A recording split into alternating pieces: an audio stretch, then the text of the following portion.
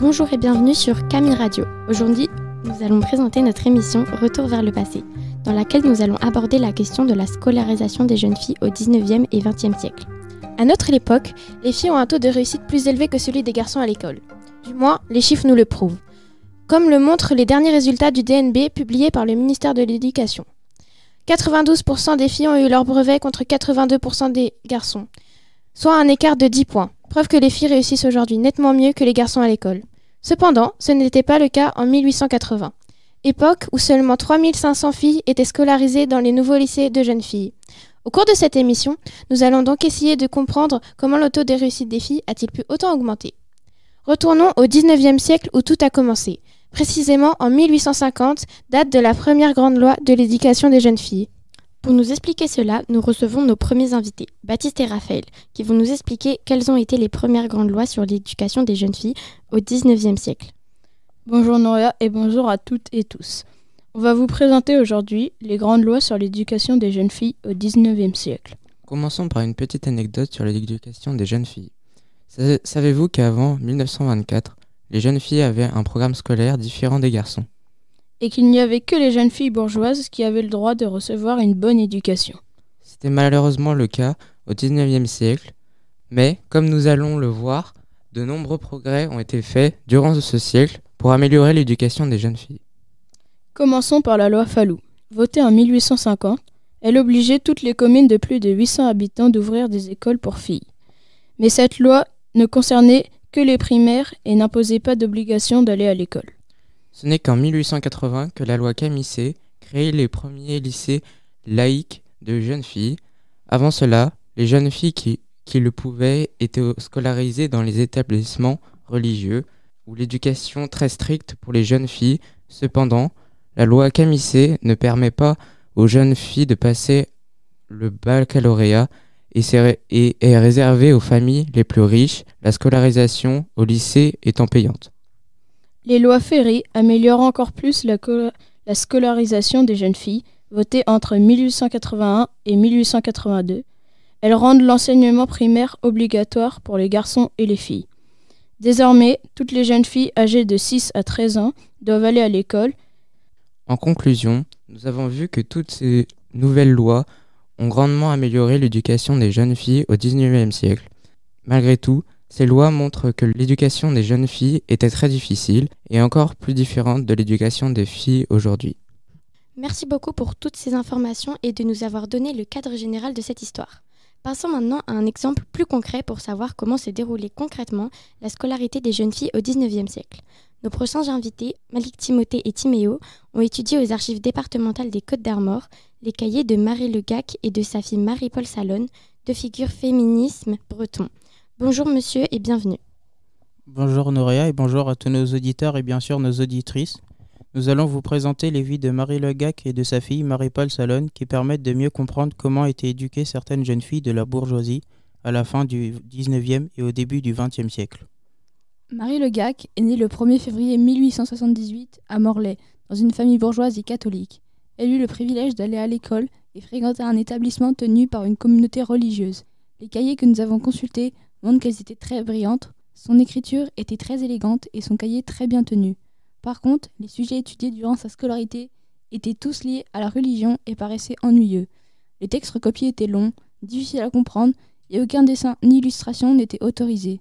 Ensuite, elle entra au collège des jeunes filles de Morlaix où elle remporta de nombreux prix et réussit le brevet supérieur avec félicitations. Hélas, comme beaucoup de filles de son époque, Marie Le Gac ne pouvait pas passer le bac. Elle rencontra son mari, Henri Salonne, alors qu'elle était âgée de 23 ans. Notaire, il trouva un emploi à Plancoët, où elle s'installa et éduqua ses deux enfants. Vivant sur la fortune de son mari, elle devint journaliste et s'intéressa aux questions de l'instruction et du féminisme. Elle défendit le droit à l'avortement en cas de viol, la liberté pour les femmes de disposer d'un salaire, d'avoir un congé maternité ou encore le droit de nommer des femmes au gouvernement. Pendant ces années à Plancoët, elle fait l'éducation primaire de ses deux filles à la maison, et notamment de Marie-Paul, dont nous avons consulté les cahiers d'écolière. Ces cahiers montrent que Marie Le Gac était ambitieuse avec ses filles. Dès 6 ans, Marie-Paul savait lire et écrire. Dès 8 ans, elle rédigeait des dissertations d'une grande qualité sur Philippe Auguste et Saint-Louis. Ses cahiers étaient très bien tenus et Marie-Paul dessinait des cartes à main levée d'une grande précision.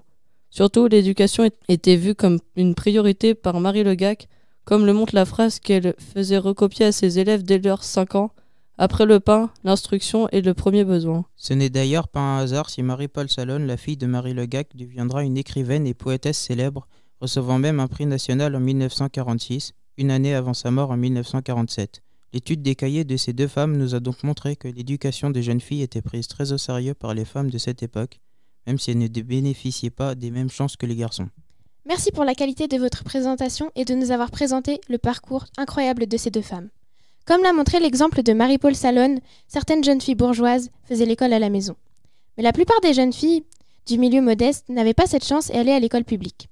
C'est cet aspect qui va être présenté par nos prochains invités, Noé et Calicia, qui ont travaillé sur une institutrice dans les côtes du Nord à la fin du 19e siècle et qui, nous le verrons, est passée par des moments difficiles. Bonjour à tous les deux. Bonjour Garance et merci pour votre accueil. Nous allons vous présenter aujourd'hui le parcours de Marie-Louise Thépaut-Nguat, une institutrice qui a exercé dans les Côtes du Nord. Elle est née le 29 novembre 1871 et a débuté sa carrière à 18 ans dans une école qui n'a pas été communiquée. Elle occupe un de ses premiers postes à Lannion, puis elle se marie et a 2 enfants. Elle a occupé différents postes, institutrice dans une école primaire de jeunes filles, de garçons, mais aussi comme directrice d'école. Elle a aussi travaillé dans de nombreuses communes, comme Lannion, Planquette ou Saint-Nicolas du PLM. Marie Thépaut-Nguat a été beaucoup félicitée pendant sa carrière. Les inspecteurs considéraient que son enseignement donnait les meilleurs résultats. Les cahiers de ses élèves étaient très soignés. Surtout, lorsqu'elle était dans une école, le nombre d'élèves augmentait, ce qui montre que les parents avaient confiance en elle. Marie n'était pas une institutrice parfaite. Certains cahiers n'étaient pas assez corrigés. Surtout, un inspecteur lui avait reproché au début de sa carrière, alors qu'elle était enceinte, d'être épuisée et donc d'avoir perdu le contrôle de sa classe, celle-ci n'étant pas assez propre et le niveau des élèves en baisse en raison de ses absences. Pour conclure, la carrière de Marie nous montre qu'il y a eu des hauts et des bas, mais que globalement, elle était quand même une très bonne institutrice. Merci de nous avoir écoutés, à bientôt. Merci pour cette belle présentation. Passons désormais à 3 nouvelles et nouveaux invités, Charlotte, Leslie et Morgane, qui ont étudié une autre institutrice, Stéphanie Rabardel, au profil surprenant et hélas violent. Bonjour à tous les 3. Bonjour Noria et merci de nous donner la parole pour présenter notre rubrique intitulée « Procès-verbal d'une institutrice ». Séraphine Rabardel, Glou, de son nom de jeune fille, est née le 29 mars 1881 à Saint-Barnabé, dans les Côtes-du-Nord. Elle obtient son brevet élémentaire en 1898 et part enseigner en tant que préceptrice dans une famille polonaise installée en Russie entre 1899 et 1902. À son retour, elle obtient son certificat pédagogique en 1903, ce qui lui permet de débuter sa carrière. Séraphine débute dans l'école de Ploué en 1903, école qu'elle quitte pour l'Envalais, puis Pléboul, où elle reste jusqu'en 1912. Ensuite, elle est mutée dans l'école de Bourseul, puis à Pludunot en 1914, avant de finir sa carrière à l'école de Cesson à Saint-Brieuc entre 1923 et 1934. Au total, elle aura travaillé pendant plus de 30 ans en tant qu'institutrice. C'est dans cette dernière école qu'arrive le drame de sa carrière. Alors que tout s'était bien déroulé, Séraphine se montre de plus en plus absente entre 1929 et 1934. 12 mois d'absence au total. Durant cette période, où elle est visiblement fatiguée, Séraphine commet l'irréparable. Elle fait preuve de vivacité envers un élève, c'est-à-dire qu'elle a giflé un élève en classe. Le parent porte plainte et Séraphine est simplement rappelée à l'ordre, et l'année d'après, elle part en retraite. Séraphine a donc perdu ses nerfs et a commis l'impensable, violenté un élève de sa classe. À la retraite, Séraphine s'installe à Notre-Dame-de-Guildo.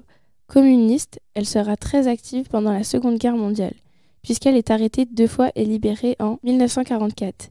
Elle s'installe ensuite à Lanvalley, où elle donnera son dernier souffle en 1972. Merci à vous de nous avoir raconté ce procès-verbal de Séraphine Rabardel, une institutrice étonnante. Accueillons désormais Luna et Noélie, qui ont étudié une autre institutrice, Léonie Pénoat, une institutrice bien différente de Séraphine Rabardel, une institutrice modèle. Bienvenue à toutes les deux. Alors, qui était cette Léonie Pénoat ? Bonjour Garance, merci de nous accueillir. nous allons vous présenter le portrait de l'institutrice Léonie Pellouat. Léonie Ferry, de son nom de jeune fille, et Penouat, de son nom de mariage, est née le 28 juin 1859 à Saint-Nicolas-du-Pélem, dans les Côtes-du-Nord. Pour pouvoir enseigner, elle a dû obtenir le brevet élémentaire et un diplôme de cours d'adulte en 1902. Elle était institutrice dans des écoles primaires plutôt petites, scolarisant entre 30 et 60 élèves, principalement dans des écoles de jeunes filles et parfois dans des écoles mixtes. Elle a travaillé dans plusieurs communes. D'abord à Plédel, où elle a débuté en 1979, puis à Plouagat en 1880. Ensuite, elle a rejoint l'école mixte de Trigouat entre 1881 et 1883. Elle est ensuite envoyée à Lanrivien en 1983 et 1999. Puis elle revient dans sa ville natale jusqu'à sa mise en retraite en 1916. Les rapports d'inspection de Léonie Penouat montrent que c'était une institutrice très intelligente et très dévouée. Elle était très appréciée par les inspecteurs. Dans un rapport d'inspecteur du 21 avril 1903, un inspecteur écrit que les élèves suivent attentivement les cours et sont très calmes. Les cours de Léonie n'ont jamais connu d'excès ou de débordement majeur.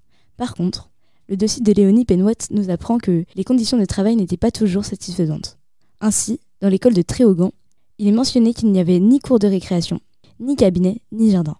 Les élèves n'avaient donc pas lieu pour aller s'aérer ou pour aller aux toilettes. Dans l'école de Saint-Nicolas de Pélouin, l'inspecteur relève que les élèves étaient entassés dans 2 salles beaucoup trop exiguës. Il était impossible de passer entre les bancs pour contrôler les travaux. Léonie a donc passé beaucoup de temps à obtenir les moyens pour rénover l'école, ce qui arriva peu de temps avant sa retraite. Nous vous remercions de nous avoir écoutés et nous espérons que vous en savez désormais un peu plus sur les conditions de travail des institutrices au XIXe siècle. Merci pour ce travail. Laissons désormais les portraits d'institutrices de côté pour nous diriger vers d'autres sources. Étudiés par Ninog et Salomé, ils ont dépouillé les rapports des établissements du secondaire de Saint-Brieuc pour l'année 1912 et 1913 afin d'en savoir plus sur les conditions d'enseignement des adolescentes. Bienvenue à tous les deux. Merci de nous accueillir. Nous allons évoquer les découvertes que nous avons faites aux archives et qui nous ont permis de nous replonger dans l'éducation des jeunes filles au XXe siècle. Oui, nous nous sommes aperçus à travers l'étude des rapports sur les cours secondaires des jeunes filles que beaucoup d'élèves redoublaient. Une année, les élèves ont redoublé car leur niveau était très faible en sciences. Les jeunes filles étudiaient de nombreuses matières comme les sciences, le sport, la gymnastique, le solfège, les mathématiques et le français. Les élèves ont aussi été encouragés à développer de compétences en sténodactylographie. Il apparaît aussi que les jeunes filles étaient très disciplinées. En 1912, seulement 6 retenues ont été adressées aux élèves et souvent pour des fautes de faible gravité. Il apparaît aussi que les filles ont de bonnes conditions de travail, car de nombreuses rénovations ont été faites dans les établissements étudiés. Les filles qui sont à l'internat peuvent bénéficier de loisirs, à raison de 5 francs par mois, comme des exercices religieux ou une location de piano. Un médecin est présent auprès des internes pour assurer le service sanitaire. Les sorties de l'internat sont strictement encadrées. Les jeunes filles peuvent sortir uniquement les jeudis et dimanches. Elles peuvent recevoir des visites de leurs parents ou encore d'un correspondant. Elles doivent porter l'uniforme dès qu'elles sont dans l'établissement. Enfin, les rapports mentionnent le soin apporté à la literie, jugée très confortable, ce qui favorise le repas et les beaux résultats des élèves. En conclusion, les jeunes filles des Côtes-d'Armor apprennent de nombreuses matières et se comportent très bien. Elles travaillent dans de bonnes conditions, ont accès à un internat confortable et sont suffisamment encadrées pour recevoir une bonne éducation. Mais par contre, les établissements scolaires sont peu accessibles aux plus pauvres. Seules les jeunes filles de milieux favorisés ou boursières peuvent accéder à la scolarité dans le secondaire. Merci infiniment pour ce passionnant éclairage. Allons voir si le groupe suivant, composé de Jacques, Agathe et Loéva, ont découvert les mêmes informations. Ravi de vous accueillir. Bonjour Garance et bonjour à toutes et à tous. Nous allons vous présenter des rapports sur des établissements scolaires pour jeunes filles, rédigés en 1918 et 1919 dans les Côtes-d'Armor. Nous avons étudié les rapports des collèges de jeunes filles de Dinan et Saint-Brieuc, situés dans l'Académie de Rennes. Nous allons d'abord vous parler du collège féminin de Dinan. Le rapport nous indique que le nombre d'élèves était en forte baisse. Ils étaient 101 en 1918, 88 en 1919 et 83 en milieu d'année 1919 en raison d'une maladie ayant touché de nombreux élèves. Les rapports nous apprennent surtout que les bâtiments étaient très mal entretenus. Il y avait une classe qui était très mal isolée, glaciale en hiver, qui était très difficile à chauffer et qui était régulièrement inondée en hiver. Difficile de faire cours dans ces conditions. De plus, d'autres classes sont trop petites et les études du soir se faisaient dans 2 classes qui étaient déjà occupées toute la journée, ce qui était considéré comme malsain. Dans ce collège, il n'existait pas de salle de dessin. Les élèves étaient obligés d'aller dans une autre salle où l'éclairage était défectueux. Pareil pour la couture. Activité privée de salle, et pour l'infirmerie, les élèves devaient aller directement à l'hôpital en cas de grippe. Ensuite, nous allons vous parler du collège de jeunes filles de Saint-Brieuc. La rentrée scolaire de 1818 a été retardée en raison d'une épidémie de grippe. Elle a donc eu lieu le 15 octobre pour la classe où il n'y avait pas d'élèves internes. Lors de cette année, de nombreux travaux ont été réalisés. Construction d'un cabinet de physique-chimie, construction d'un préau dans la cour et achèvement d'une classe de primaire. Malgré tout, il manque encore une salle de réunion pour les professeurs et des salles pour le dessin, la couture et la gymnastique. Enfin, aucun local n'est réservé au service de la bibliothèque. En conclusion, on remarque que les établissements de jeunes filles en 1918 et 1919 sont très pauvres sur le plan matériel et en mauvais état. Les jeunes filles sont certes scolarisées, mais dans des conditions très difficiles. Merci de nous avoir écoutés. Merci beaucoup pour ce beau travail. Pour finir, Corentin va nous présenter la vie des jeunes filles dans les internats, à partir de l'étude qu'il a menée sur un règlement intérieur et des photographies de l'internat de Saint-Charles à Saint-Brieuc. Bonjour monsieur, alors dis-nous quelles étaient les conditions de vie dans les internats de cette époque. Bonjour Noria, bonjour à toutes et à tous. Dans cette rubrique, je vais vous parler des jeunes filles de l'internat Saint-Charles à Saint-Brieuc dans les années 1930. Pendant leur temps libre, les jeunes filles de l'internat Saint-Charles pouvaient sortir d'établissement, mais avec leurs parents ou leurs tuteurs légaux, le jeudi et le dimanche. Les jeunes filles pouvaient aussi recevoir de la visite le jeudi et le dimanche, mais aussi en semaine pendant certaines horaires. Le dimanche matin, elles étaient emmenées à la messe, mais les filles dont les parents ne voulaient pas n'étaient pas obligées d'y aller. Les élèves de l'internat pouvaient aussi correspondre avec leurs parents grâce aux lettres qu'elles envoyaient directement de l'internat. Pendant que les jeunes filles de l'internat Saint-Charles étaient en cours, elles pouvaient étudier les mathématiques, le français, la physique-chimie, mais aussi d'autres cours plus spécialisés comme la musique et le dessin. Pendant que les jeunes filles n'avaient pas de cours ou avaient une pause entre 2 cours, elles allaient en salle d'études pour faire leur travail. Pendant la pause du midi, les filles allaient manger au réfectoire. Elles dormaient dans de grandes chambres où elles étaient une vingtaine, mais chacune avait son propre lit. Merci pour votre attention et j'espère que le sujet vous aura plu. Je crois qu'on peut dire que la vie en internat n'était pas celle d'aujourd'hui. Encore merci à toi pour cette présentation. Comme nous avons pu le voir, l'éducation des filles a beaucoup évolué entre le 19e et le milieu du 20e siècle. Petit à petit, les lois permettent de scolariser de plus en plus de jeunes filles. Malgré tout, elles n'avaient pas accès à la même éducation que les garçons.